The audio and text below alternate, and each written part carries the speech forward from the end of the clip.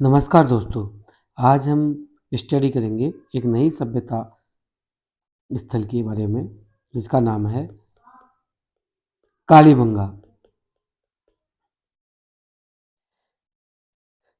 कालीबंगा सभ्यता स्थल में सबसे पहला जो फैक्ट है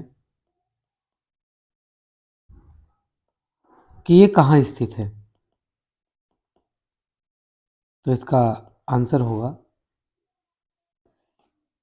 ये हनुमानगढ़ जिले में, राजस्थान के हनुमानगढ़ जिले में स्थित है। दूसरा जो फैक्ट है, ये किस नदी के किनारे स्थित है, तो इसका आंसर होगा वर्तमान में जो घग्गर नदी है, वर्तमान में जो घग्गर नदी है उसके किनारे स्थित है।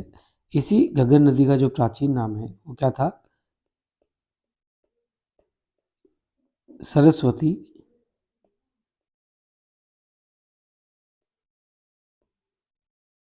दृश्यवती नदी। तो ये जो कालीबंगा सभ्यता है, प्राचीन जो सरस्वती दृश्यवती नदी थी उसके किनारे स्थित थी, जो वर्तमान में घग्गर नदी के नाम से जानी जाती है। इस सभ्यता का जो अगला फैक्ट है वो देखते हैं। इस सभ्यता को उन कौन से नामों से जाना जाता है, इसके जो नाम हैं वो कौन कौन से हैं? तो देखिए, इसे सिंधु सरस्वती सभ्यता भी कहते हैं, सिंधु सरस्वती सभ्यता भी कहते हैं, सरस्वती दृश्यवती सभ्यता भी कहा जाता है,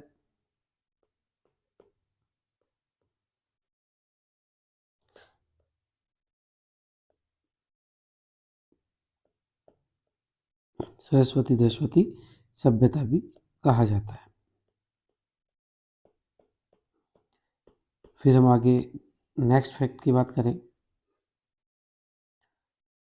कालीबंगा का शाब्दिक अर्थ क्या है? शाब्दिक अर्थ क्या है? काली रंग की चूड़ियां, काली रंग की चूड़ियां। इसी कारण इसका नाम, क्योंकि यहाँ पे काली चूड़ियां बहुत ज़्यादा प्राप्त हुई है, बड़ी मात्रा में संख्या में प्राप्त हुई है, इस वजह से इसका नाम कालीबंगा रखा गया। यह एक ताम्रकांस्य सभ्यता है, इंपॉर्टेंट फैक्ट है, यह एक ताम्रकांस्य सभ्यता स्थल है। आगे बात करते हैं नेक्स्ट इसके खोजकर्ता की। इसके खोजकर्ता कौन है? बहुत ही इंपॉर्टेंट सभ्यता स्थल है, तो बहुत अच्छे से आपको याद करना है। उत्खननकर्ता कौन थे? तो सबसे पहले 1952 ईस्वी में अमलानंद घोष ने इसकी खोज की, और सबसे पहले खोज की तो सबसे पहले उत्खननकर्ता भी यही है। फर्स्ट जो उत्खननकर्ता है इसके कालीबंगा के, वो कौन है? अमलानंद घोष। अन्य उत्खननकर्ताओं की बात करें जो इससे संबंधित है, ब्रजवासी लाल,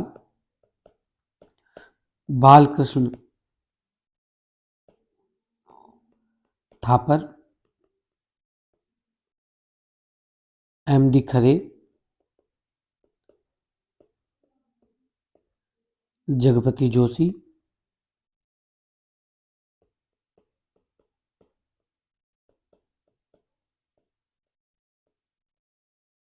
के.एम. श्रीवास्तव,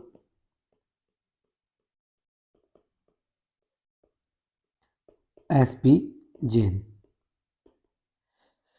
ये इसके संबंधित उत्खननकर्ता है, याद रखना है। ब्रजवासी लाल, बालकृष्ण थापर, एम.डी. खरे, जगपति जोशी, के.एम. श्रीवास्तव और एस.पी. जैन अब देखिए, उत्खनन की हम बात करें तो यहाँ पे अगला प्रश्न जो आता है कि उत्खनन जो हुआ, उत्खनन कितने स्तर पे हुआ, कितने स्तरों पर हुआ? तो 5 स्तरों पर। देखिए, समझिए,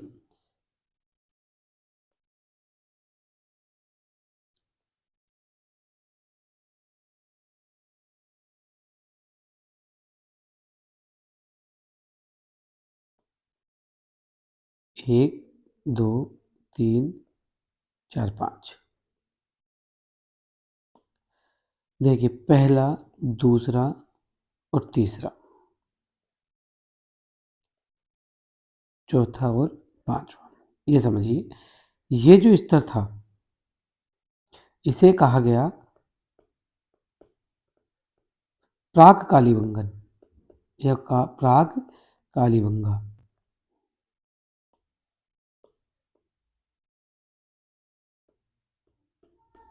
प्राक कालीबंगा। ये जो स्तर थे, जो तीनों स्तर थे, वो क्या कहलाए? विकसित कालीबंगा।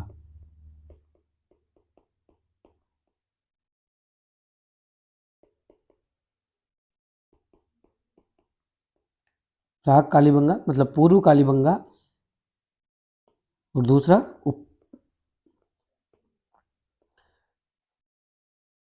विकसित कालीबंगा।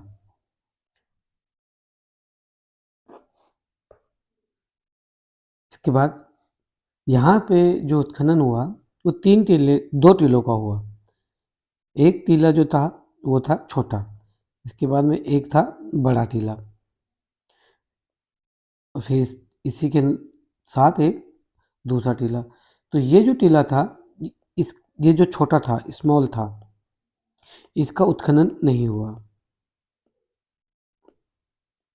उत्खनन किसका हुआ? बड़े टीलों का। तो ये था बड़ा टीला, तो ये भी बड़ा टीला। इसको कहा गया पश्चिमी टीला, और ये पूर्वी टीला। ठीक है।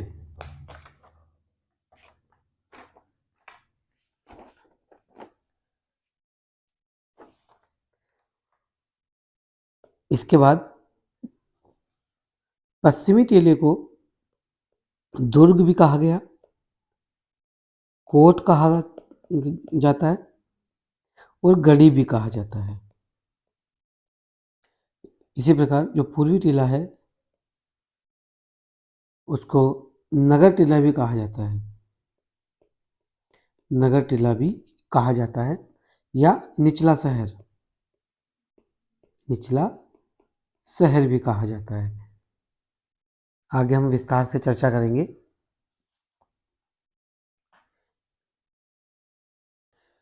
ये दुर्ग, कोट और गढ़ी, इसका जो निर्माण है, इसका जो निर्माण है वो किस पे हुआ है? प्राक जो कालीबंगा के जो अवशेष है उसके ऊपर दुर्ग टीले का निर्माण हुआ है। बहुत बहुत इंपॉर्टेंट फैक्ट है। इसका निर्माण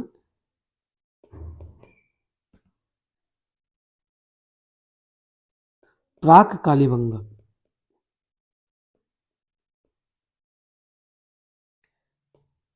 के अवशेषों पर इसका निर्माण हुआ है।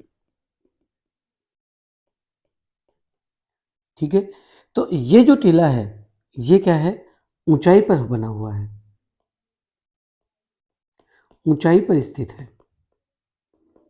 किसकी तुलना में? पूर्वी टीले की तुलना में।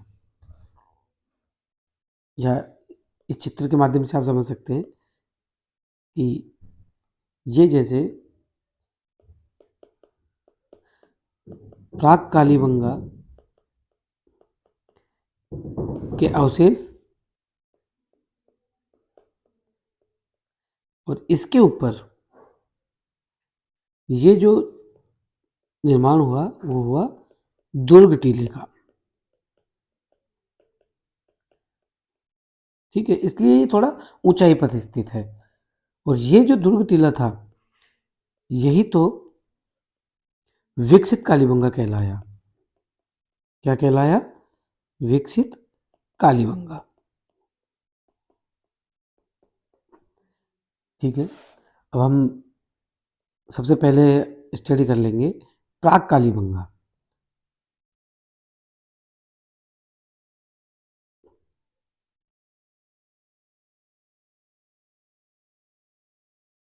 ठीक है, प्राक कालीबंगा की बस्ती थी, तो यहाँ पे सबसे पहले विश्व के प्राचीनतम भूकंप के साक्ष्य मिले हैं। यहाँ पे क्या मिले हैं? प्राक कालीबंगा के जो अवशेषों में विश्व में भूकंप के प्राचीनतम साक्ष्य।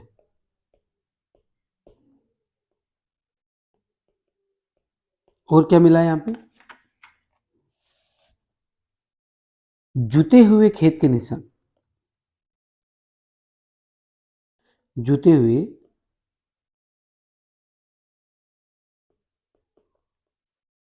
खेत के निशान। जुते हुए खेत के निशान मिले हैं। ये जो जुते हुए खेत के निशान हैं, वो कहाँ मिले हैं? परकोटे के बाहर। अभी बताएंगे परकोटे के बारे में भी। परकोटे के बाहर मिले हैं। बाहर मिले हैं, कौन सी दिशा में मिले हैं? दक्षिणी पूर्वी दिशा में। ठीक है, अब ये जो जुते हुए खेत के निशान हैं, वो किस प्रकार के हैं? ग्रिड पद्धति से। ग्रिड पद्धति से युक्त हैं। यहां पर दोहरी फसल उगाने के प्रमाण मिले हैं। दोहरी फसल बोने या उगाने के प्रमाण मिले हैं। अब ये जो फसल है वो कौन सी है? सरसों और चने की खेती थी। ठीक है, इसके अलावा अभी हमने बात की कि भूकंप के प्राचीनतम साक्ष्य मिले हैं। भूकंप के प्राचीनतम साक्ष्य मिले, तो कैसे पता चला? कि मकानों में दरारों से पता चला। मकानों में जो दरारें हैं उनसे पता चला है। और भूकंप के कारण ही संभवतः ये जो प्राक कालीबंगन सभ्यता थी वो नष्ट हुई। क्या हुई? नष्ट हुई, जिसके अवशेषों पर विकसित कालीबंगा का निर्माण हुआ। ठीक है, अगली विशेषता की तरफ अपन चलते हैं। हाँ, एक बात और जो बहुत इंपॉर्टेंट है, जब ये मैं आपके साथ शेयर करने वाला हूँ। देखिए, जैसे ये घग्गर नदी है। कौन सी नदी है? घग्गर नदी। ये जो सभ्यता है कालीबंगा की सभ्यता, वो किस नदी, मतलब ये जो नदी है घग्गर नदी, इसके किस ओर है? बाईं ओर। बाईं ओर स्थित है। ये भी आप एक फैक्ट ध्यान रखना। आगे हम चर्चा करें इसकी अन्य विशेषताओं की। तो जैसे ये मानिए आपका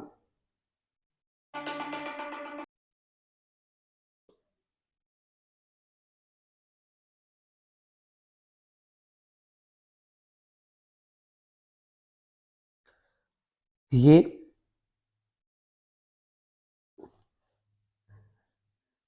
पूर्वी टीला बनाया है मैंने, सॉरी पश्चिमी टीला। ये है पश्चिमी टीला, या इसे कह दो आप दुर्ग, या इसको कह लो गड्डी, या इसे कह लो आप कोट, एक ही बात है। इसकी विशेषताओं की बात करते हैं। सबसे पहले सबसे पहली जो विशेषता है वह है नगर नियोजन। कौन सी? नगर नियोजन, मतलब नगर को एक नियोजित तरीके से बसाया गया था। यह है परकोटा। जो पश्चिमी जो टीला है या दुर्ग वाला जो भाग है वो परकोटे से घिरा हुआ था। परकोटा या कह लो आप सुरक्षा दीवार, सुरक्षा दीवार से घिरा हुआ था। ये जो सुरक्षा दीवार थी वो किसकी बनी हुई थी? कच्ची ईंटों की। ये जो मैं पढ़ा रहा हूँ वो पूरी तरह से एग्जाम से संबंधित है, बिल्कुल भी व्यर्थ नहीं है, ये समझिए आप। कच्ची ईंटों की बनी हुई थी। अब क्वेश्चन ये भी आता है कि इन ईंटों का आकार क्या होता था? 3:2:1। ये जो परकोटा है, सुरक्षा दीवार है, इसमें बुर्ज भी कहीं कहीं पे देखने को मिलते हैं। बुर्ज का मतलब ये समझिए कि दीवार है और उसके बाहर एक अर्धचंद्राकार आकृति बाहर निकाल दी गई, तो ये क्या है? बुर्ज मिलते हैं, बुर्ज भी मिलते हैं। आगे देखते हैं इसकी और अन्य विशेषताओं में। ये जो पश्चिमी टीला है ये 2 भागों में विभाजित है।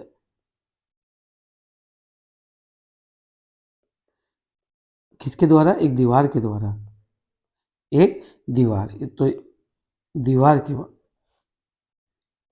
दीवार से विभाजित है। अब दीवार से विभाजित है कैसे? उत्तर और दक्षिण। देखिए ये तो हो गया नॉर्थ भाग और ये हो गया साउथ भाग। अब आप देखिए आगे का फैक्ट।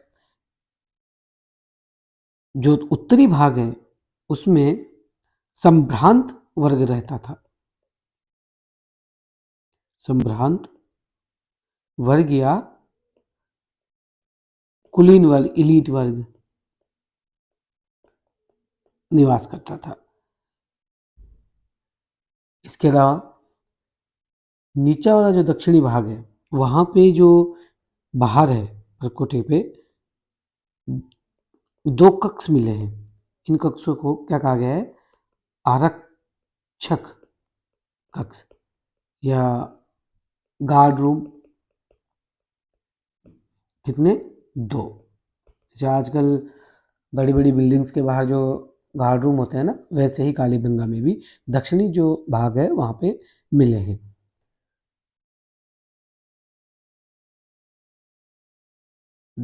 दक्षिणी जो भाग है इसमें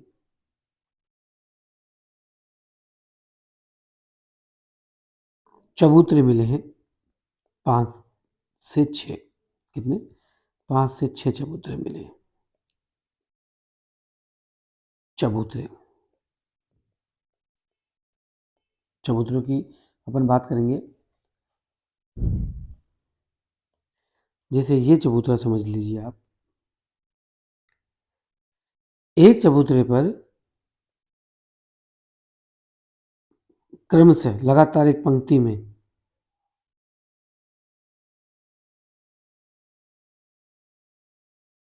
7 अग्निवेदियां मिली हैं। क्या मिली है? अग्निवेदियां प्राप्त हुई है। ये जो अग्निवेदियां प्राप्त हुई है ये बहुत इंपॉर्टेंट है। और एक चबूतरा ऐसा मिला है कि इसमें एक तो कुआं और एक अग्निवेदी प्राप्त हुई है। तो कुल कितनी अग्निवेदियां प्राप्त हुई है? कुल कुल यदि क्वेश्चन आ जाए तो कुल अग्निवेदियां कितनी है? 8। कितनी है? 8। ठीक है। और एक लाइन से पूछ ले तो कितनी है? 7। ये आप ध्यान रखना। अब इन अग्निवेदियों में जानवरों की जली हुई हड्डियां प्राप्त हुई है। क्या हुई है? जानवरों की जली हुई हड्डियां प्राप्त हुई है। और ये हड्डियां जो है वो क्या साबित दर्शाती है कि पशु यहाँ संभवतः ये लोग पशु बलि, क्या देते थे? पशु बलि देकर देते थे। ठीक है, यज्ञ भी हो सकता है कि यज्ञ में पशुओं की आहुति दी जाती होगी। ठीक है, नेक्स्ट की तरफ बढ़ते हैं अपन। ये जो पश्चिमी टीला है जो अपन ने भी चर्चा की, यही समझा देता हूँ मैं आपको एक बार। पश्चिमी टीला है वो प्राक कालीबंगन सभ्यता के अवशेषों पर बना हुआ है। ये मैं आपने पहले भी बताया, किस पे? प्राक कालीबंगा के अवशेषों पे बना है, पर बना है, इसलिए ये क्या है, थोड़ा ऊंचा है, ऊंचा स्थित है।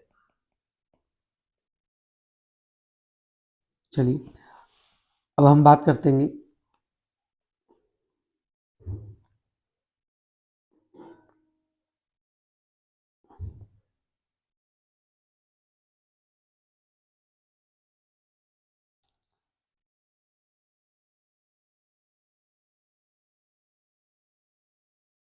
ये है पूर्वी टीला,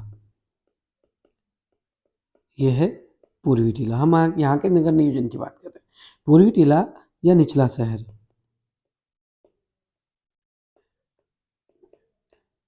यहाँ पर सामान्य जन का निवास था।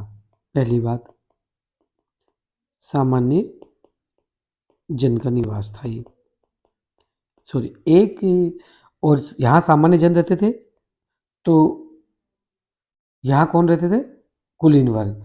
यहाँ पर जो पश्चिमी दुर्ग है वहाँ पर सार्वजनिक महत्व की इमारतें मिलती हैं।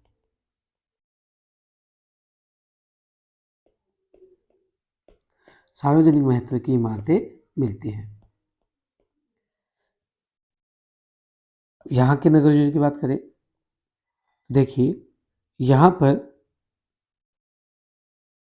ये जो सड़कें हैं एक दूसरे को समकोण पर काटती हैं। सड़कों की बात कर रहे हैं अपन, सड़कें सड़कें एक दूसरे को समकोण पर काटती है, समकोण पर काटती है। दूसरी विशेषता सड़कों की कि जो मुख्य सड़क है इसको राजपथ कहा गया है, और इस मुख्य सड़क को पक्का करने का प्रयास किया गया है। पक्का करने का प्रयास करने के साक्ष्य प्राप्त हुए हैं।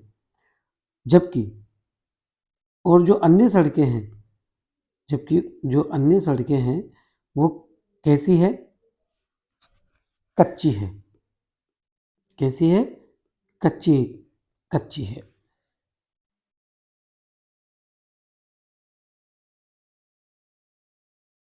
ये हुई सड़कों की बात। ये जो पूर्वी टीला है या निचला शहर है, यह भी सुरक्षा प्राचीर से घिरा हुआ है। इसका मतलब पश्चिमी दुर्ग और पूर्वी दुर्ग अलग अलग सुरक्षा प्राचीर या दीवार से घिरे हुए हैं, जिसे परकोटा भी कहा जाता है। अलग अलग परकोटे से घिरे हुए हैं।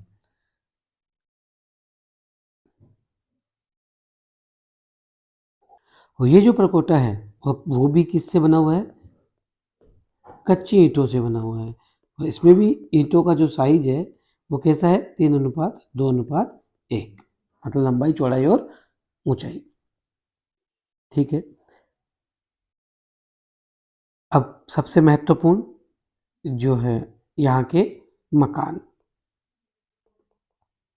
मकानों की विशेषता देखते हैं।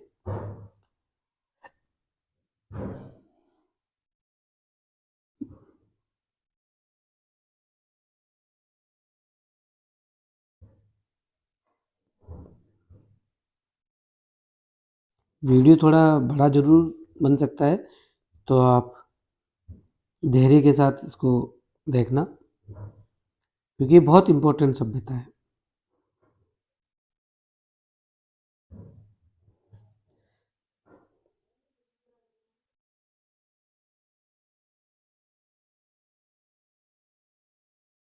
ये मैंने एक प्रतीकात्मक घर बनाया है समझाने के लिए। सबसे पहली बात कि जो घर है वो किससे बना हुआ है? घर की दीवारें।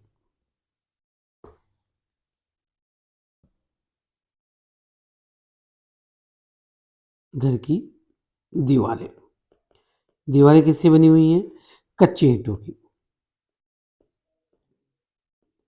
कच्चे ईंटों की से बनी हुई है और इन ईंटों का अनुपात कैसा है? 4:2:1। ये थोड़ा सा ध्यान रखने की बात है। ये जो ईंटों का अनुपात है, साइज है 4, लंबाई चौड़ाई और ऊंचाई जो है 4:2:1 में है। और ये जो दीवार की चुनाई है, दीवार की चुनाई है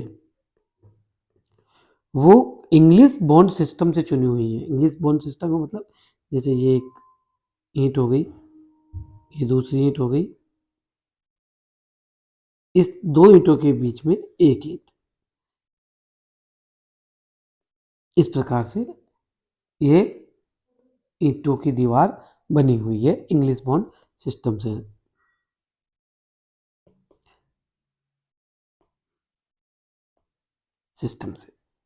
ठीक है। और फैक्ट की बात करते हैं। ये जो छत है इसकी, मकान की जो छत है, लकड़ियों की बल्लियों से, लकड़ियों की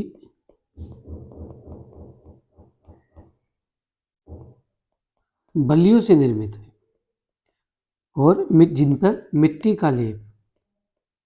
मिट्टी का लेप किया जाता था। छतों पर लकड़ियों से, बल्लियों से बनाकर मिट्टी का लेप किया जाता था।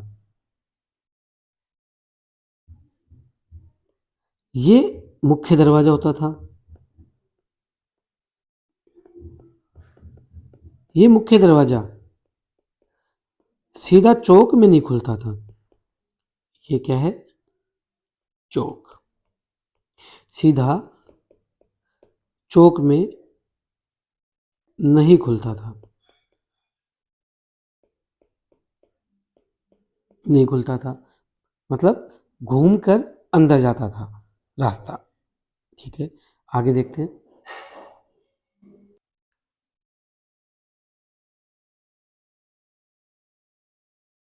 मकान जो है, मकान के अंदर बीच में चौक होता था और ये कमरे होते थे। और एक मकान के अंदर 4 से 5 कमरे होते थे। कितने होते थे? 4 से 5 कमरे होते थे मकान में। रसोई घर होता था, स्नानागार मिला है, ठीक है, और कुआं मिला है कुछ घरों में, मकानों में, लेकिन सभी में नहीं मिला है। किसी किसी मकान में कुआं मिला है, जैसे 4-5 घरों में एक कुआं मिला है। मकान का जो गेट है वो सड़क की ओर ओपन होता था। मकान का जो मुख्य दरवाजा है वो कहाँ होता था? सड़क की तरफ ओपन होता था। ठीक है, इसके अलावा हम बात करें कि जो घर है, मकान है, ये मकान सड़क के किनारे होते थे। और भी मकानों की विशेषताएं देखते हैं। मकानों में मकान एक मंजिला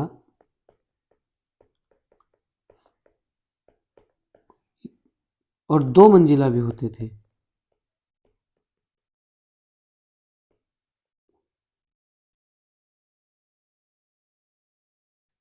मकानों में खिड़कियां देखने को नहीं मिलती है, ये बहुत इंपॉर्टेंट है। खिड़कियां नहीं देखती इसमें, निचले तल पर। तो आप सोचिए कि ये इनके पास हवा, वेंटिलेशन, उजाला कैसे आता होगा? तो मकानों के अंदर रोशनदान रोशनदान बने होते थे। दीवार के ऊपरी छोर पर। कहाँ पर? दीवार के ऊपरी छोर पर, जो आजकल हम रसोई घर में एडजॉस्ट जो लगाते हैं ना, उस प्रकार से। एक मकान में, मतलब कई मकानों में, एक मकान तो क्या कहेंगे, कई मकानों में जो कमरे हैं वहां पर अलंकृत ईंटें भी मिली है। फर्श में अलंकृत ईंटों का प्रयोग हुआ है। ये अलंकृत ईंटें, जैसे ये समझिए कि ये ईंट है और इसके ऊपर ऐसे गोलाकार प्रतिच्छेदी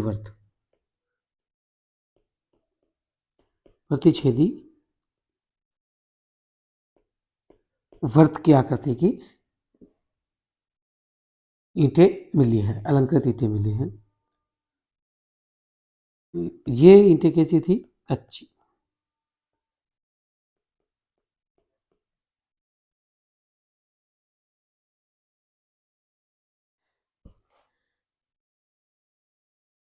सड़क की बात और करें, एक फैक्ट और है सड़क का। जो मुख्य जो सड़कें होती थी घर के बाहर, उनके साइड में नालियां बनाई जाती थी। क्या थी? नाली। और भी चर्चा करेंगे नालियों की, लेकिन सड़क के किनारे, ताकि सारा पानी, और ये ढलान किधर होती थी? नालियों की तरफ ढलान होती थी इनकी।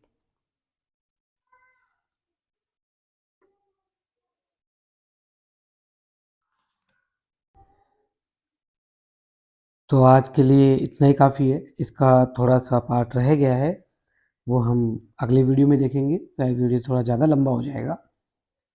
ठीक है, एक बार हल्का सा रिवीजन कर लेते हैं इसका। कालीबंगा सभ्यता ताम्रकांस्य सभ्यता थी। स्थित कहाँ है? हनुमानगढ़ जिले में। नदी वर्तमान में जो घग्गर नदी है उसके बाईं तट पर ये स्थित है। इसके अन्य नाम जो हमें देखने को मिलते हैं, सिंधु सरस्वती सभ्यता, उपनाम जो कहें सरस्वती दृश्यवती सभ्यता, और दीनहीन बस्ती भी कहते हैं इसे, दीनहीन बस्ती। शाब्दिक अर्थ काली चूड़ियाँ हैं। खोजकर्ता अमलानंद घोष, उत्खननकर्ता भी यही थे पहले। ब्रजवासी लाल, बालकृष्ण थापर, एम डे खरे, जगपति जोशी, के एम श्रीवास्तव और S P Jain. S P Jain इनसे संबंधित है उत्खनन से। कितनी स्तरों पर उत्खनन हुआ? 5 स्तरों पर इसका उत्खनन हुआ। जो 3 स्तर है वो विकसित कालीबंगा के हैं। 2 स्तर जो हैं प्राक कालीबंगा के हैं। 2 टीलों से इसका उत्खनन हुआ है। पश्चिमी टीला है उसको दुर्ग, कोट और गढ़ी कहा गया है। पूर्वी टीला है उसको नगर टीला या निचला शहर कहा गया है।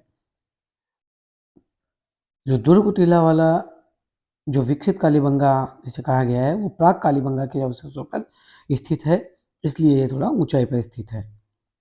ठीक है, प्राक कालीबंगा में अपन बात करें साक्ष्यों की, तो यहाँ विश्व के में प्राचीनतम भूकंप के साक्ष्य मिलते हैं, क्योंकि यहाँ के मकानों में दरारें देखने को मिलती है। खेत के जुते हुए साक्ष्य मिलते हैं, और ये खेत परकोटे के बाहर थे और दक्षिणी पूर्वी दिशा में थे। ग्रिड पद्धति से खेती की जाती थी, दोहरी फसल होने के प्रमाण मिलते हैं। सरसों और चना। घग्गर नदी के बाईं ओर जो स्थित है। पश्चिमी दुर्ग की बात करें अपन, तो ये परकोटे से घिरा हुआ था और सार्वजनिक महत्व की यहाँ इमारतें मिलती हैं। परकोटा या सुरक्षा दीवार कच्ची ईंटों का था। ईंटों का जो अनुपात था 3:2:1 था। परकोटे में बुर्ज भी देखने को मिलते हैं। परकोटा जो था इसके अंदर जो दुर्ग था वो 2 भागों में बटा हुआ था एक दीवार से। ऊपरी भाग जो नॉर्थ था उसमें संभ्रांत या कुलीन वर्ग रहते थे। सार्वजनिक महत्व की इमारतें थी यहाँ पे। निचला जो दक्षिणी भाग था उसके बाहरी जो भाग में 2 आरक्षक कक्ष मिले हैं और अंदर 4 से 5 चबूतरे मिले हैं। इसके बाद अपन बात करें कि इन चबूतरों पर क्रम से 7 अग्निवेदियाँ, कितनी? 7 अग्निवेदियाँ मिली हैं, और एक अलग चबूतरे पर एक कुआँ और एक अग्निवेदी मिली है, जिसमें कुल टोटल कितनी हुई? 8 अग्निवेदियाँ। इन अग्निवेदियों में जानवरों की जली हुई हड्डियों के प्रमाण मिलते हैं, जिससे पता चलता है कि शायद ये लोग पशु बलि देते होंगे। दूसरे पूर्वी टीले की बात करें तो ये टीला भी अलग से प्राचीर या सुरक्षा प्राचीर या परकोटे से घिरा हुआ है, कच्ची ईंटों का प्रयोग होता था इसमें भी, और 3:2:1 का इनका रेशियो है। यहाँ जो सड़कें हैं वो एक दूसरे को समकोण पे काटती है। सड़कें कच्ची थी, लेकिन जो मुख्य सड़क है वो उसको राजपथ कहा गया और उसको पक्का करने के प्रयास के प्रमाण मिलते हैं। सड़कों पे जो साइड में है वो नालियाँ बनाई गई थी ढलान पे, ताकि पूरा पानी इनके अंदर चले जाए। इसी प्रकार मकान की जो छतें हैं लकड़ियों की बल्लियों की बनी हुई थी, मिट्टी का लेप किया जाता था इन पे। सड़क के किनारे मकान बनाए जाते थे। सड़क और जो मुख्य जो इनका दरवाज़ा है सड़क की तरफ ओपन होता था, सीधा चौक में नहीं खुलता था।